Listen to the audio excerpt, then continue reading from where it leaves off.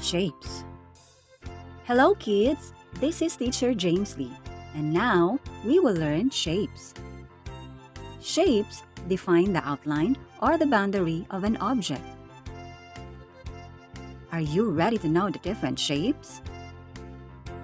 Here we go! This is circle. Circle does not have any sides. This is triangle. Triangle has 3 sides and 3 angles. This is square. Square has 4 sides of equal length. This is rectangle. Rectangle has 4 sides, but these are not all equal in length. This is oval. Oval is an elongated shape that is round and has no sides or corners.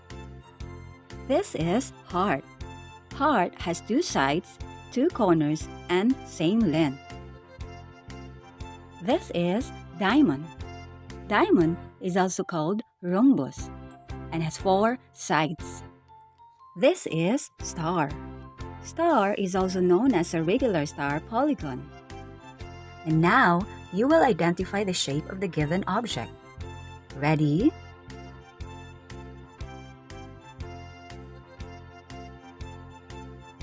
You're right. The shape of the pillow is heart.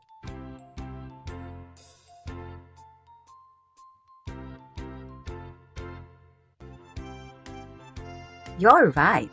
The shape of the button is circle.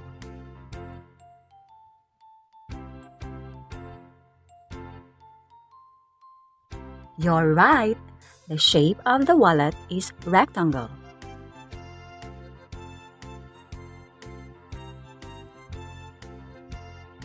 You're right.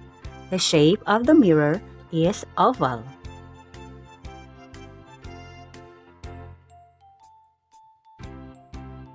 You're right. The shape of the handkerchief is square.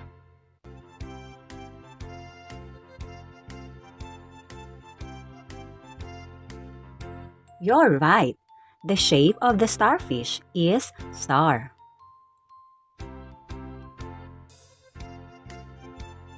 You're right. The shape of the kite is diamond.